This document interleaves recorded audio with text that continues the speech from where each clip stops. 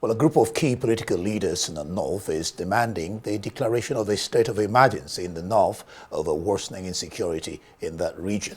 The Northern Elders Forum says it is the government's constitutional and international obligation to protect lives and called on the President, Bola Tinubu, to declare a state of emergency in the region. It follows recent several cases of banditry and violence there, including the killings of worshippers in a mosque in Katsina and escalating attacks in villages in Benue and Plateau states. In a communique, the forum is calling on the government to deploy adequately trained, armed and equipped security forces with clear rules of engagement to protect civilian populations and secure international border regions. It expressed concern over the spate of violent attacks, abductions and killings across the region, warning that continued inaction could endanger Nigeria's stability and regional peace. And joining me now in the studio is the Deputy Director General of the Northern Elders Forum, Salisu Mohammed. Glad to have you join us, Salisu. Indeed, my pleasure. Yeah, interesting. Let's start this way. Straight out, why are you calling for the state of emergency in the North over the insecurity? Why? Well, let me take advantage of this good opportunity to clarify and make a correction of the position of Northern Elders.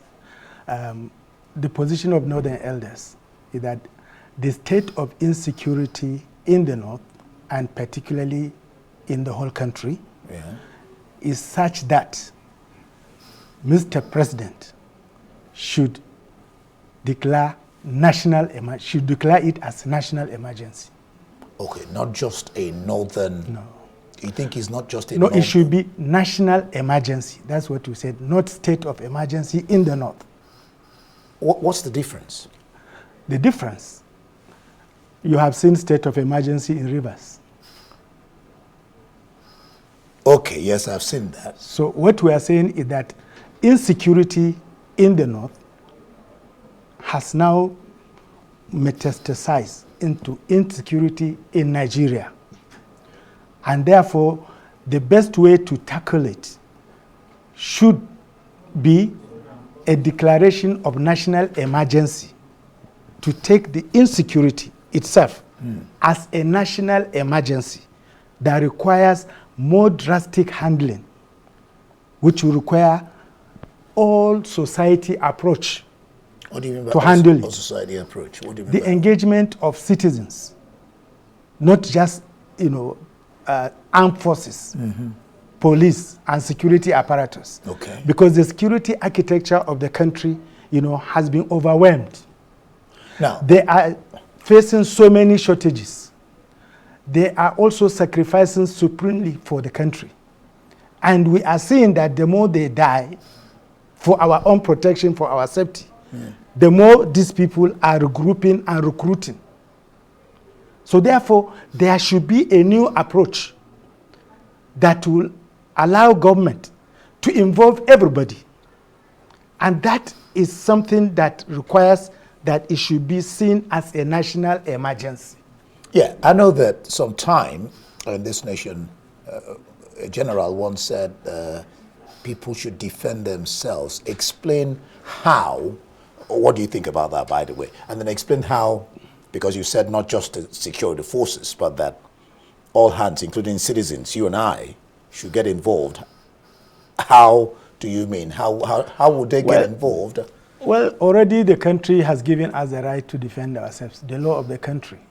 But we are saying security is not a question of, bullet and arms. Citizens have a right, have a duty, the supreme responsibility to be alert, to be vigilant about what is happening in their own surroundings. And they need to be cultivated, educated, enlightened to see that as key to provision of security and safety for everybody. Now, you can build on that so that they will now see that they have to complement what the police and the armed forces are doing for us to create a Nigeria that is peaceful for all of us. Now, I'm aware that the CDS at a point in time talked about something he called developing skills, defense skills. And somebody argued, how can he be talking like this? How do you go and face people who have AK-47 rifles and all that stuff? You know, how do they do it? So, yeah, I can understand being alert, you know, yeah, but how do they particularly get involved? I'm not talking about the citizens that you're addressing because of the security architecture of the... Exactly. That's where I'm going to. Correct. You talked about education. Thank you. How do we get them really involved to help out in this? Well, beyond, you know, the issue of the call by the CDS, you know, which I am very sure he did it based on, you know, facts before him, the experience, you know, that he gathered, you know, in the course of this, you know, fight. We believe that security, you know, is a top priority in all, you know, government throughout the world. Yeah. Because it's key. If you don't have it, every other thing you put in place is lost. You're not even doing anything, government. I mean, your responsibility is to protect the citizens. So protection of life and property is number one duty. It is only in that respect that we are saying, over the last 20 years, in which these insecurity problems evolve, from 2009, maybe, if we take that as a starting point, it's nearly 2 decades. All right? When Eradua confronted, you know, 2 issues. Niger Delta, militancy, and the then incipient Boko Haram. And he was able, within a very short period of time, to make a very non-conventional approach of reaching out, you know, to the militants, engage them in dialogue, persuaded them to lay their arms, and designed amnesty for the country, which worked. Yeah, it did work. It worked. And we saw Nigeria's, you know, exportation of oil, you know, going up, and it has stayed like that. It gave the country a breathing space, a breather. And that area was silenced. Unfortunately, you know, he was not able to do the same in the incipient Boko Haram issue in the north. He was on his way to tackling it, and then, you know, he died, and Jonathan came. When Jonathan came, he confronted this, you know, menace with all that his government could muster. But the issue was politicized. Politicized. Anywhere you politicize security issue, you have lost it. And that's what I want to take you up on now that you brought up that issue immediately. Some claim that what is happening now is being orchestrated by some leaders in the north to pressure Tinubu's administration. Precisely. That's what we are saying. The moment you politicize security, you have lost. So it's being politicized now? Yes. And the more you politicize it, the more we will go off track. Let's even break it down. What do we mean by when we politicize it? Okay. Unfairly, Jonathan was seen as the one that was orchestrating it. Even Aliyu has spoken here. I interviewed him. And then you have a situation in which politicians really were orchestrating that, you know, kind of mentality to their own advantage. And they were seen as messiahs, that all we needed to do was just to allow them to come in. Because of their military background, Nigeria will solve it in a GP. You and I have seen what happened. That government, you know, lost. Jonathan's government lost. Buhari came in with his military background, you know, credentials, everything. The country reposed overwhelming confidence that this thing will be resolved within 90 days. He stayed there for 8 years. came out with a security architecture that is overwhelmingly 100% northern in extraction. And the insecurity metastasized from northeast, where it was, moved to northwest, which included his home state, Katsina, moved to north central, and continued spreading to the south within the 8 years of his rule. You could see. So that even when you say that he is the one that brought it, his government was swallowed by it. What, because we talk about root and leaves. Excuse me. If we don't know the root cause of a problem, then we're wasting our time. So what's stoking really stoking this insecurity in the North? Our own observations over the years convinces us that the insecurity in the country is a product of multiple factors. There is not one factor that you can lay your hands on as, the single factor. There are very many causes. But what are the major ones? Very many. You can look at them. But what are the major? Don't we have major ones that, because you have a scale of preference in things. I mean, if you want to solve a problem or you even answer questions, you take a scale of preference, maybe the harder ones first, then you go to the lower ones. So in scale of preference, what are the major ones? Well, not in any order of preference, I should say. Okay. One, you have insurgency, which is rooted in religious fundamentalism.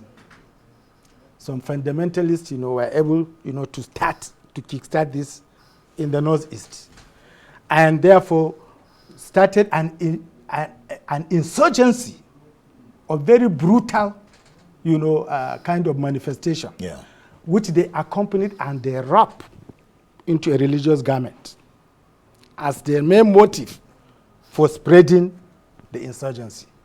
They wanted to Islamize or an Islamic society, a reformed Islamic society. That was the Boko Haram component of the insurgency. Then you have kidnappings, which started in the south. And before you could say Jack Robinson, he became domiciled and domesticated in the north. And the motivation for that is extraction of money. Because armed robbery has become unattractive. I mean, look at the 35. Because when people are actually attacked by robbers, they search them, they don't see money. But kidnapping provided them an avenue in which if you keep somebody and you say your families and relations should bring 2 million, 5 million, 10 million, 100 million, they started getting it. And yet 35 were killed after paying ransom the other day. Yes, exactly. So you can see another factor, criminality and poverty. Yeah. Poverty is a factor because people are now desperately poor in millions.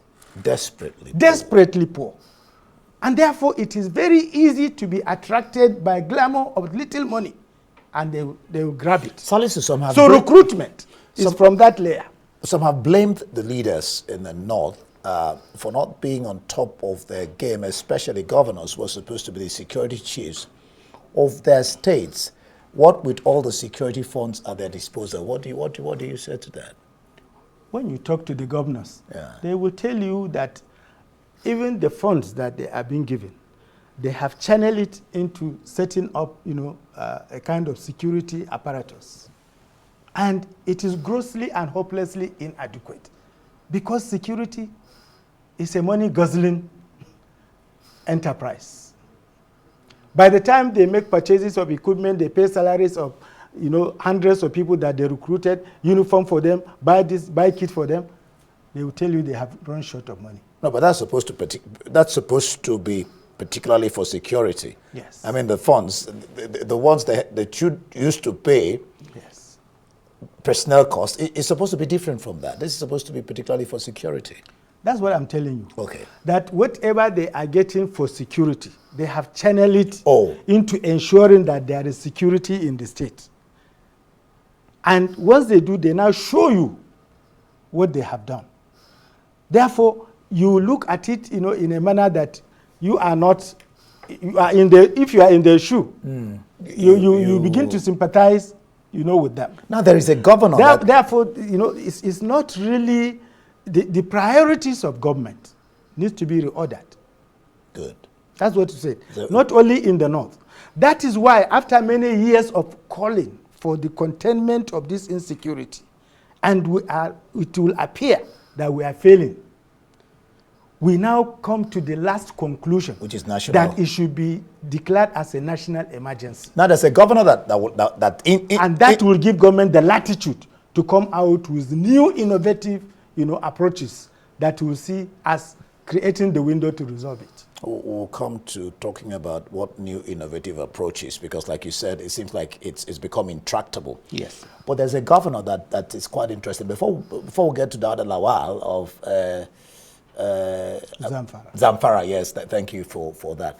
Northeast governors met with the president, I think that was yesterday. Yes. He said the president said we can work with the National Assembly to design a framework that guarantees local ownership, talking about state police, while ensuring, and this is the snag there, while ensuring political neutrality. Now, the argument has always been politicizing it. What do you think in terms of state police and curbing insecurity? Well, I think thanks so much for the fact that, the issue of state police has been well debated, and the country now is sufficiently, in a position to harness ideas that have been contributed by experts, well-informed, seasoned security, personnel in the country whose, records are beyond, dispute, have made contributions on the way forward to establishing state police. And they also have been very, very patriotic enough to provide the merit and demerit of it. Yep. So we are in a very good position to take a decision. And where we are now, the time has come to really set up, state police. So long as we will be very, very objective, clinical, and patriotic in addressing the very cogent demerits of it that have been put in place by these experts, i.e., the politicization is number one. If a governor feels desperate to win his election for a second term, he is likely to use all means, including the police apparatus, which is very, very pivotal in any election. And if they use it as a tool for their political ambition, and that becomes very dangerous. The whole idea of setting it up has been defeated.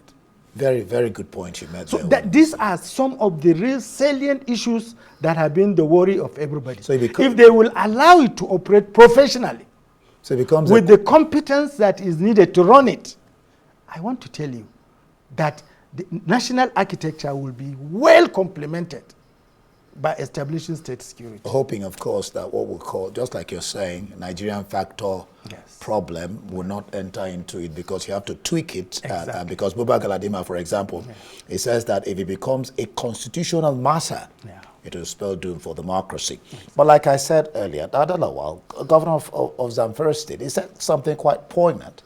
It says banditry will become a thing of the past in the state if he had direct control over security agencies, because he has tracking devices and knows where all the bandits are. He says he monitors them on his phone, but he cannot give command to the security agencies because he's not in charge.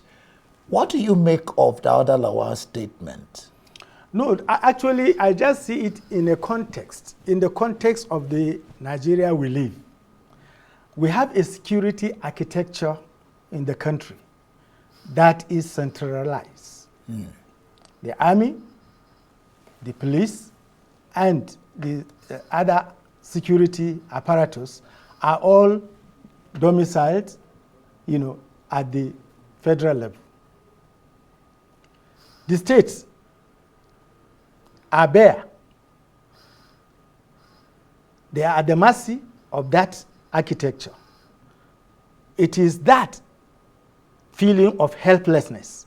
Okay, this is what you mean when you talk about architecture. That made some of the states to create JTFs, all sort of, names and to see what they could do. Okay, so when you're talking about architecture, that's part of what you're talking about. So now, when you talk about the state police, it gladdens me because it looks like that architecture is now being reformed in a manner that will allow this thing to cascade down to the states.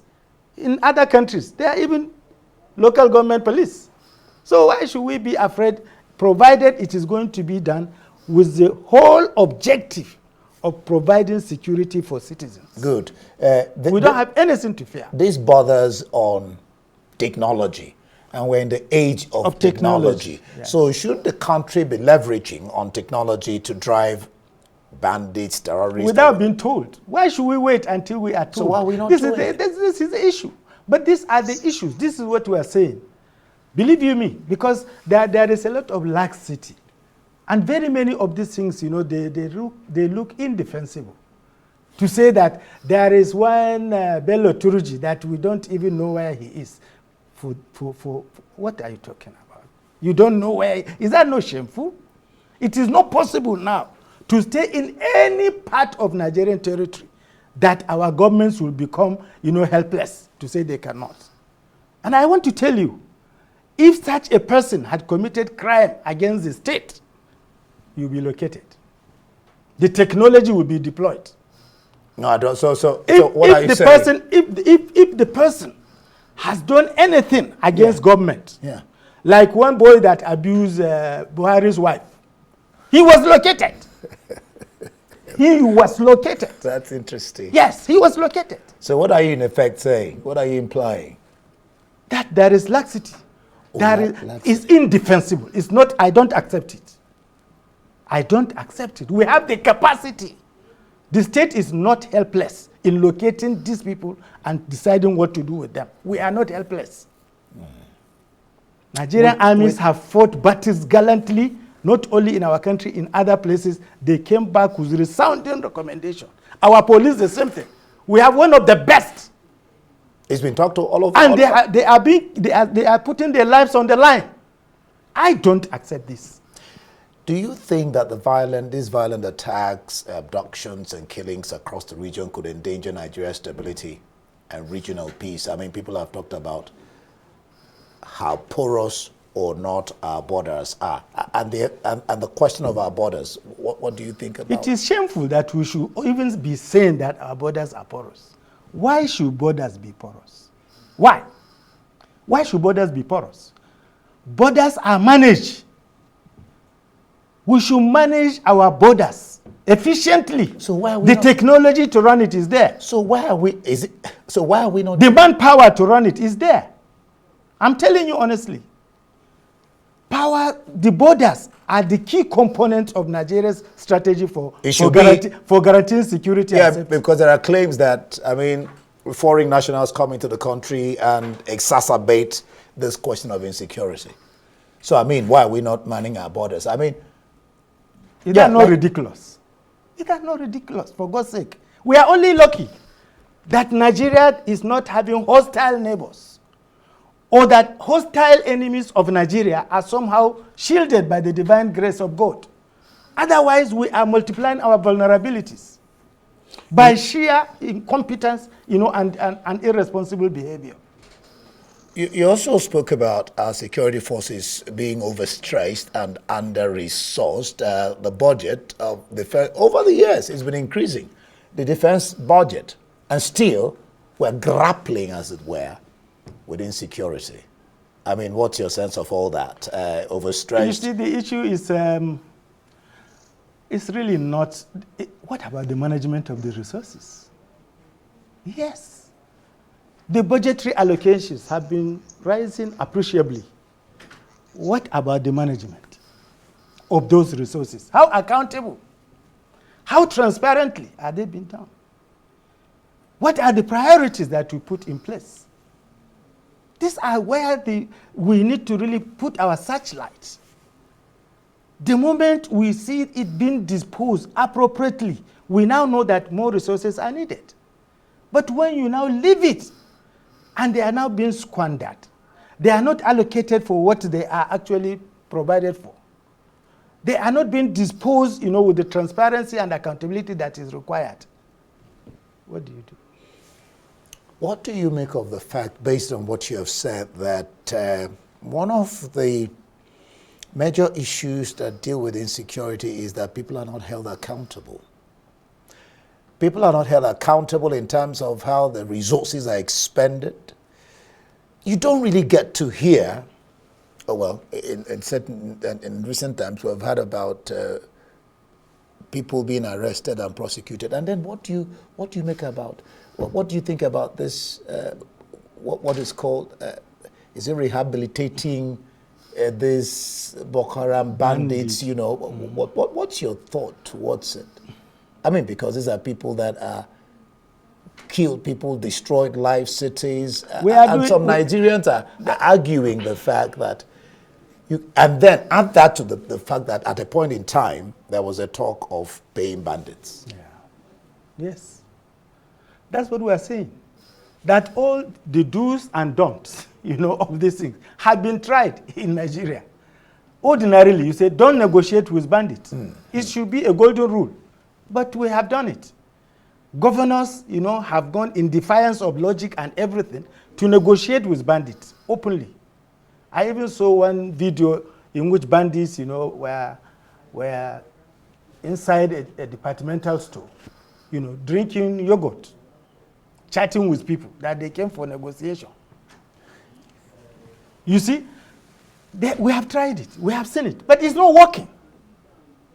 It's not working because it is not being done in a manner that the country will get results. They are being haphazardly done, not thought through. They are not planned. So these things have to be planned. That is why we said there should be a national emergency. Okay, Salisu. National emergency should be planned. Okay. Short term, long term, medium term. That's what I was going to. So a national, because I'm sure you people have thought it through. I mean, I have been I've been asked a question, in a forum, and we're asked, how have we been doing so far? And all we did was marshal out the problems upon problems upon problems. And when we ended, he said to us, how come you people just talked about problems? What are the solutions? If you identify one problem, qualify it, or so to speak, with about 3 solutions. So if you're saying national emergency, like I said, people have thought through, what are we even looking at? Give us a picture of what a national emergency would be like, how that plan would work. Indeed. Yes. I want to tell you that the Northern Elders Forum had actually made its own distinguished contribution on the issue of insecurity in northern Nigeria and in Nigeria in general. Because since last year, let me say since last year, the last quarter of last year, in collaboration with other northern groups, the Northern Elders Forum selected top security brass of northern extraction and placed them as a committee to come out with cogent recommendations on what should be the way out for us to have peace in our country. This committee worked for 9 months at the expense of the forum. They came out with far-reaching document. Report.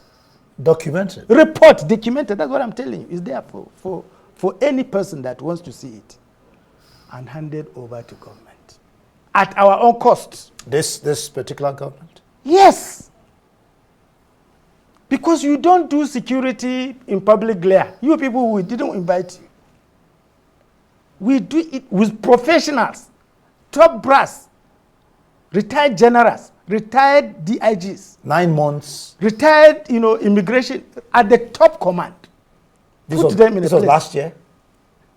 We concluded it this year. Okay, this year. And handed it over to government as our own contribution on what to do.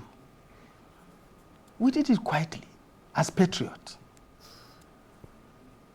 This is what we are saying. We are a forum of elders. So we have been calling for this. As we do, this problem is spreading. Yeah. It requires a much more drastic approach. And in all honesty, if we want to do this, it has to be an all-society approach, in which government must come with the willpower to mobilize Nigerians and tell them that this is the way to go. And that's what we said. In the short term, Mr. President should create a window of moratorium of 90 days. 90 days window, moratorium. That's 3 months. Yes, 3 months. All insurgents, all bandits, all violent criminals should lay arms. Down. Down. If you don't. If you don't, you have the Nigerian armed forces. The full weight of Nigeria. Yes, to face. That is it. That is short term. Okay, short term. Short term. In the medium term, the president should mobilize. Okay, this was broken down into short, medium, and long term. In the medium term, the president should come out with a plan of engagement of the entire civil society. Engage them in a very serious enlightenment awareness, program for them to appreciate why they should complement our security apparatus. And that they should be very conscious and vigilant and report all movement and set up structures that will have reporting mechanism to our security. Because human intelligence is a key component that no security architecture plays with. Ordinary peasant in a rural area can provide vital information that will help our generals in battle for them to succeed. Once that is done, the president should take advantage of the ongoing dialogue and begin to commission our own experts to give him audit of what is required to kit our forces, provide resources in terms of money and materials, update them with what type of technology that will be required for them to overwhelm the recalcitrant criminals, terrorists, and bandits, kidnappers that refuse to lay arms. Salisu, I must tell you, this is interesting. I mean, what you have said now is good to think, to know that some people have sat down and they were really working and spending their own, not just the money, the time, the brain, to build something. I don't have time again. I should round up now, but any feedback from the government as yet? Well, we are very patient. Okay. We are very, very patient as elders. We want to believe that. As elders, yes. Because elders are patient, unlike young people who want to run so fast. All right, thank you so much. Deputy Director General of the Northern Elders Forum, Salisu Mohammed, for being here to discuss this issue of insecurity. Thank you so much. Thank you.